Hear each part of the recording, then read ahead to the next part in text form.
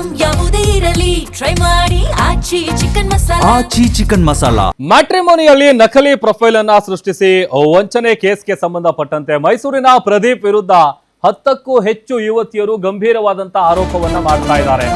ಪ್ರದೀಪ್ ವಿರುದ್ಧ ಬೆಂಗಳೂರಿನ ಆಡುಗೋಡಿ ಠಾಣೆಯಲ್ಲಿ ಎಫ್ಐಆರ್ ದಾಖಲಾಗಿದೆ.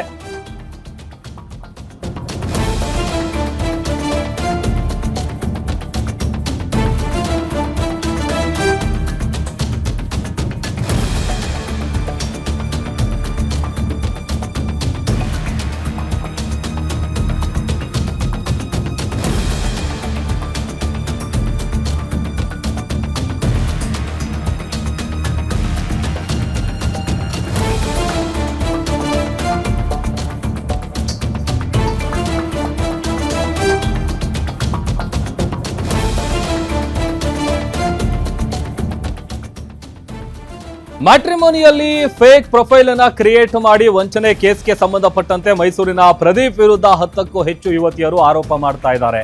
ಪ್ರದೀಪ್ ವಿರುದ್ಧ ಬೆಂಗಳೂರಿನ ಆಡುಗೋಡಿ ಠಾಣೆಯಲ್ಲಿ ಎಫ್ಐಆರ್ ದಾಖಲಾಗಿದೆ. ರಾಜು ಅನ್ನುವಂಥವರು ನೀಡಿದಂತಹ ದೂರಿನ ಮೇರೆಗೆ ಎಫ್ಐಆರ್ ದಾಖಲಾಗಿದೆ. ದೂರುದಾರನ ಮಗಳು ಮ್ಯಾಟ್ರಿಮೋನಿಯಲ್ಲಿ ವರನನ್ನ ಹುಡುಕ್ತಾ ಇದ್ರು. ಈ ವೇಳೆ ಪ್ರದೀಪ್ ಸೋಲಮಾನ್ ತಾಯಿ ಏನು ಕಲಾವತಿ ಅಂತ ಇದ್ದಾರೆ, ಅವರ ಪರಿಚಯ ಆಗುತ್ತೆ. ಯುವತಿ ಮನೆಯವರು ಮೈಸೂರಿನ ಮನೆಗೆ ಬಂದಂತ ಸಂದರ್ಭದಲ್ಲಿ ಸುಳ್ಳ ಆಸ್ತಿ ಮಾಹಿತಿಯನ್ನ ಕೊಟ್ಟಿದ್ದಾರೆ. ಏನಪ್ಪಾ ಅಂತ ಅಂದ್ರೆ ಮೈಸೂರಲ್ಲಿ 3 ಎಕರೆ ಜಾಗ ಇದೆ, ಒಂದು ಕಾಂಪ್ಲೆಕ್ಸ್ ಇದೆ ಅಂತೇಳಿ ಪ್ರದೀಪ್ ನಂಬಿಸಿದ್ದಾನೆ. ವರದಕ್ಷಿಣೆಗೆ ಅಂತೇಳಿ ಒಂದು ಕಾರು, ಕೆಜಿ ಚಿನ್ನಾಭರಣ ಜೊತೆಗೆ ಬೆಂಗಳೂರಲ್ಲಿ ಒಂದು ಮನೆಗೆ ಬೇಡಿಕೆಯನ್ನ ಇಟ್ಟಿದ್ದಾನೆ. ನಿಶ್ಚಿತಾರ್ಥ ಆದ ಬಳಿಕ ಹಣ, ಚಿನ್ನ, ಮನೆ ತನ್ನ ಹೆಸರಿಗೆ ಮಾಡಿಕೊಡ್ಬೇಕು ಅನ್ನುವಂತ ಬೇಡಿಕೆಯನ್ನು ಕೂಡ ಇಟ್ಟಿದ್ದಾನೆ. ಇಲ್ಲ ಅಂತ ಅಂದ್ರೆ ಮದುವೆ ಮಾಡ್ಕೊಳ್ಳಲ್ಲ ಅಂತ ತಾಯಿ ಕಲಾವತಿ ಬೆದರಿಕೆ ಹಾಕಿದ್ದಾರೆ. ಮದುವೆಗೆ 20 ಲಕ್ಷ ಅಡ್ವಾನ್ಸ್ ಅನ್ನ ಪಡೆದಿದ್ದಾರೆ ಅನ್ನುವಂತ ವಿಚಾರ ಕೂಡ ದೂರಿನಲ್ಲಿ ಉಲ್ಲೇಖ ಆಗಿದೆ. ಸದ್ಯ ಪ್ರಕರಣವನ್ನ ದಾಖಲು ಮಾಡಿಕೊಂಡು ಆಡುಗೋಡಿ ಪೊಲೀಸರು ತನಿಖೆ ನಡೆಸ್ತಾ ಇದ್ದಾರೆ. ನೋಡಿ, ಮ್ಯಾಟ್ರಿಮೋನಿ ಆಪ್ಗಳಲ್ಲಿ ಈ ಪ್ರೊಫೈಲ್ಗಳೇನಿರ್ತಾವಲ್ಲ, ಅದು ಎಷ್ಟರ ಮಟ್ಟಿಗೆ ಒರಿಜಿನಲ್ಲು ಫೇಕು ಅದೊಂದು ಮಾತಿದೆ ಸಹಜವಾಗಿ. ಮ್ಯಾಟ್ರಿಮೋನಿಯಲ್ಲಿ ಸಾಕಷ್ಟು ಆಲ್ಮೋಸ್ಟ್ ಒಂದು ಅರ್ಧಕ್ಕರ್ಧ ಅಂತೂ ಎಲ್ಲ ಫೇಕ್ ಪ್ರೊಫೈಲ್ಗಳೇ ಇರ್ತವೆ. ಬಟ್ ಒಂದು ಹುಡುಗಿ ಹುಡುಕುವಂಥ ವಿಚಾರ ಆಗಿರ್ಬೋದು ಅಥವಾ ಹುಡುಗನ ಹುಡುಕುವಂಥ ವಿಚಾರ ಆಗಿರ್ಬೋದು, ಸಾಕಷ್ಟು ಸಂದರ್ಭದಲ್ಲಿ ಫೇಕ್ ಹುಡುಗಿರ ಫೇಕ್ ಅಕೌಂಟ್ಗಳಿದ್ದದನ್ನ ನೋಡಿದ್ದೀವಿ. ಈಗ ಈ ಆರೋಪಿ ಪ್ರದೀಪ್ ಏನಿದ್ದಾನೆ, ಈತನ ವಿರುದ್ಧ ಸುಮಾರು 10ಕ್ಕೂ ಹೆಚ್ಚು ಯುವತಿಯರು ಗಂಭೀರವಾದಂಥ ಆರೋಪ ಮಾಡ್ತಾ ಇದ್ದಾರೆ. ರಾಜು ಅನ್ನುವಂಥವ್ರು ಒಂದು ಕಂಪ್ಲೇಂಟ್ ಕೊಟ್ಟಿದ್ದಾರೆ. ಆ ಕಂಪ್ಲೇಂಟ್ ಅಲ್ಲಿ ಈ ಎಲ್ಲ ವಿಚಾರವನ್ನ ಉಲ್ಲೇಖ ಮಾಡಿದ್ದಾರೆ.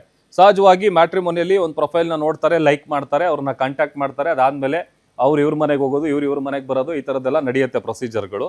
ಆ ಸಂದರ್ಭದಲ್ಲಿ ಅವ್ರ ಮನೆಗೆ ಹೋದಂಥ ವೇಳೆಯಲ್ಲಿ ಸುಳ್ಳು ಆಸ್ತಿ ಇದೆ, ನಮ್ಗೆ ಅಷ್ಟಾಸ್ತಿ ಇದೆ, ಇಷ್ಟ ಆಸ್ತಿ ಇದೆ ಅಂತ ಹೇಳಿ ಬಿಲ್ಡಪ್ ಕೊಟ್ಟು ವರದಕ್ಷಿಣೆಗೆ ಅಂತೇಳಿ ಒಂದಷ್ಟು ಡಿಮ್ಯಾಂಡ್ಗಳನ್ನ ಇಟ್ಟಿರ್ತಾರೆ. ಅದಾದ ನಂತರದಲ್ಲಿ ಆತ ಹೇಳಿರೋದು ಸುಳ್ಳು ಅಂತ ಯಾವಾಗ ಗೊತ್ತಾಗುತ್ತೆ ಇವರಿಗೆ, ಇಮಿಡಿಯೇಟ್ ಆಗಿ ಕಂಪ್ಲೇಂಟ್ ಅನ್ನ ಕೂಡ ಕೊಟ್ಟಿದ್ದಾರೆ. ಈಗ ಆಡುಗೋಡಿ ಠಾಣೆಯಲ್ಲಿ ಇದೇ ವಿಚಾರಕ್ಕೆ ಸಂಬಂಧಪಟ್ಟಂತೆ ಎಫ್ಐಆರ್ ಕೂಡ ದಾಖಲಾಗಿದೆ. ಆ ದೂರಿನಲ್ಲಿ ಆತ ಮಾಡಿದಂತಹ ವಂಚನೆಯ ವಿಚಾರಕ್ಕೆ ಸಂಬಂಧಪಟ್ಟಂತ ಎಲ್ಲಾ ವಿಚಾರಗಳನ್ನು ಉಲ್ಲೇಖ ಮಾಡಿ ಕಂಪ್ಲೇಂಟ್ ಅನ್ನ ನೀಡಲಾಗಿದೆ.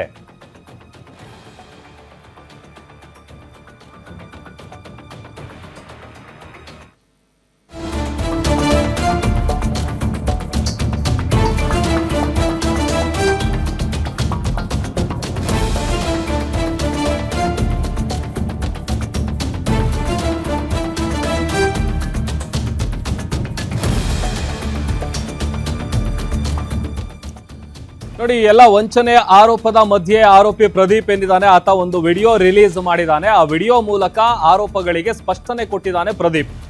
ರಾಜು ಮನೆಯವರು ನನ್ನ ಪೂರ್ವಪರ ವಿಚಾರಿಸಿ ಮದುವೆಗೆ ಹಿಂದೆ ಬಿದ್ರು. 2026 ಫೆಬ್ರವರಿ 8ರಲ್ಲಿ ನಿಶ್ಚಿತಾರ್ಥ ಕೂಡ ಆಗಿತ್ತು.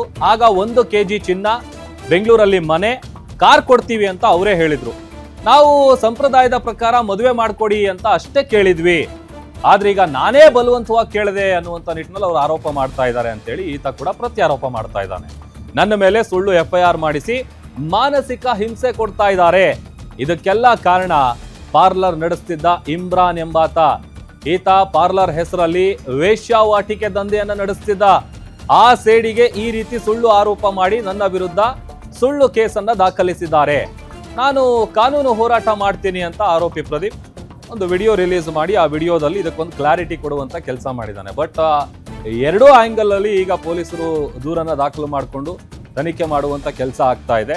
ಇದು ಅವ್ರ ವರ್ಷನ್. ಆತ ಕೇಳ್ತಾ ಇದ್ದಾನೆ, ಡಿಮ್ಯಾಂಡ್ ಮಾಡ್ತಾ ಇದ್ದಾನೆ, ಅವ್ರ ತಾಯಿ ಅಂತ ಇವ್ರು ಹೇಳ್ತಾ ಇದ್ರೆ, ಅವರೇ ಕೊಡ್ತೀನಿ ಅಂತ ಹೇಳಿದ್ರು. ಬಟ್ ಈಗ ನೋಡಿದ್ರೆ ನನ್ನ ಮೇಲೆ ಸುಳ್ಳು ಕೇಸ್ ಹಾಕಿದ್ದಾರೆ. ಹಾಗಾಗಿ ನಾನು ಕಾನೂನು ಹೋರಾಟ ಮಾಡ್ತೀನಿ ಅಂತ ಆರೋಪಿ ಪ್ರದೀಪ್ ಒಂದು ವಿಡಿಯೋ ರಿಲೀಸ್ ಮಾಡೋದ್ರ ಮೂಲಕ ಸಾಕಷ್ಟು ಪ್ರತ್ಯಾರೋಪಗಳನ್ನು ಕೂಡ ಆತ ಮಾಡ್ತಾ ಇದ್ದಾನೆ. Shaadi.com ಪರಿಚಯವಾಗಿ ಸತತವಾಗಿ ನಾನು ಆ ಟೈಮಲ್ಲಿ ಜುಡಿಷಿಯಲ್ ಎಕ್ಸಾಮ್ ಬರೆದು ನಾನು 11th ಅಕ್ಟೋಬರು ಮಾರನೇ ದಿನ ಇವರನ್ನು ಭೇಟಿ ಆಗ್ತೇನೆ.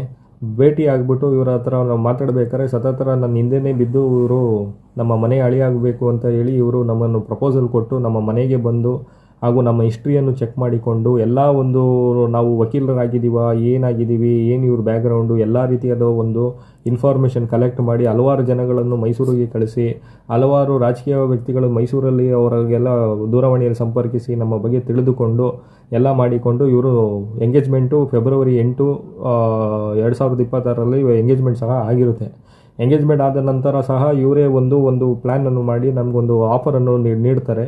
ಏನಂತ ಅಂದರೆ 1 kg ಗೋಲ್ಡು ಹಾಗೂ ಒಂದು 50 ಲಕ್ಷದ ಒಳಗೆ ರೈಡ್ಗೆ ಆಗ ಒಂದು ಪ್ರೀಮಿಯಂ ರೂಮ್ ಬೇಕು, ಇವರಿಗೆ ಪ್ರೀಮಿಯಂ ಸಪ್ರೇಟ್ ರೈಡ್ ಪ್ರೀಮಿಯಂ ಬೇಕು, ಇನ್ನು ಮಿಕ್ಕಿದವ್ರಿಗೆಲ್ಲ ಡೀಲಕ್ಸ್ ರೂಮ್ ಬೇಕು ಅಂದ್ಬಿಟ್ಟು ಎಂಟೈರ್ 2 ಫ್ಲೋರ್ ವಿತ್ 2 ಪ್ರೀಮಿಯಂ ಮಾಡಿರ್ತೇವೆ. ಸೊ ಎಲ್ಲ ಓವರ್ ಆಲ್ ಖರ್ಚು ಬಂದು ಇದರ ಖರ್ಚು ಬಂದು 9,34,860 ರೂಪಾಯಿ ಈ ಒಂದು ಎಸ್ಟಿಮೇಷನ್ ನಮ್ಮಲ್ಲಿ ಇದು ಇರುತ್ತೆ. ಸೊ ಓವರ್ ಆಲು ನನಗೆ ಈ ಚಿನ್ನ ಒಡವೆ ಈ ಬಿಲ್ಸ್ ಎಲ್ಲ ನಮಗೆ ಟೋಟಲಾಗಿ ಸೇರಿದರೆ ಇಲ್ಲೇ ಹೆಚ್ಚು ಕಮ್ಮಿ ನಮಗೆ 30-35 ಲಕ್ಷ ಖರ್ಚುಗಳ ನಮ್ಮ ಕೈಯಿಂದ ನಾವು ಮಾಡಿ ಅದನ್ನು ನಾವು ಏರ್ಪಾಡು ಮಾಡಿರುತ್ತೇವೆ. ಸೊ ಈಗ ಆಲ್ ಆಫ್ ಅ ಸಡನ್ ಈಗ ನಮಗೆ ಇದೆಲ್ಲ ಒಂದು ಯಾವುದೋ ಒಂದು ಮೂರನೇ ವ್ಯಕ್ತಿಯ ಒಂದು ಮಾತು ಕೇಳಿ ಒಂದು ಫಾಲ್ಸ್ ಅಲಿಗೇಷನ್ ಎಲ್ಲ ಒಂದು ತಗೊಂಡು ಈಗ ಈ ಒಂದು ಸನ್ನಿವೇಶ ಒಂದು ಕ್ರಿಯೇಟ್ ಮಾಡಿ ನನ್ನ ಮೇಲೆ ಒಂದು ಫಾಲ್ಸ್ ಕಂಪ್ಲೇಂಟ್ ವಿತ್ ಇಂಟೆನ್ಷನಲ್ಲಿ ನನ್ನ ಮೇಲೆ ಒಂದು ಪರ್ಪಸ್ಫುಲ್ಲಾಗಿ ಒಂದು ಡೌರಿ ಕೇಸ್ ಕೂರಿಸಿ ನನಗೆ ಒಂದು ಪಾಠ ಕಲಿಸಿ ನನಗೆ ಇದು ಬ್ರೇಕ್ ಆಡಬೇಕು, ಇವನೇನು ಮಾಡ್ಕೋತಾನೆ ಮುಂದೆ ನೋಡೋಣ, ಏನು ಬಂದು ಇಲ್ಲಿ ನಮ್ಮಲ್ಲಿ ಎಲ್ಲಿ ಇವನು ಗೆಲ್ಲಕ್ಕೆ ಸಾಧ್ಯ ಆಗುತ್ತೆ ಅನ್ನುವ ಒಂದು ಉದ್ದೇಶವಿಟ್ಟುಕೊಂಡು ನನ್ನ ಮೇಲೆ ಒಂದು ಡೌರಿ ಹ್ಯಾರಸ್ಮೆಂಟ್ ಕೇಸು ಹಾಗೂ ಹುಡುಗಿಯರ ಕಡೆಯಿಂದ ಒಂದು ಫಾಲ್ಸ್ ಕಂಪ್ಲೇಂಟ್ ಮಾಡಿ ನನ್ನ ವಿರುದ್ಧವಾಗಿ ಒಂದು ಪ್ರಕರಣ ದಾಖಲೆ ಮಾಡಿರುತ್ತಾರೆ. ಈ ಎಲ್ಲ ಒಂದು ಎಂಟೈರ್ ಮೇಲೆ ಸೂಕ್ತವಾಗಿ ಕಾನೂನು ಕ್ರಮ ತನಿಖೆಯಾಗಿ ಇವರ ವಿರುದ್ಧವಾಗಿ ಯಾವುದೇ ರೀತಿಯಾದ ಎಲ್ಲ ಒಂದು ತನಿಖೆಯಿಂದ ನಾವು ಕಾನೂನು ಪ್ರಕಾರ ತನಿಖೆಯಾಗಿ ಒಂದು ನ್ಯಾಯ ಸಿಗಬೇಕಾಗಿ ನಾನು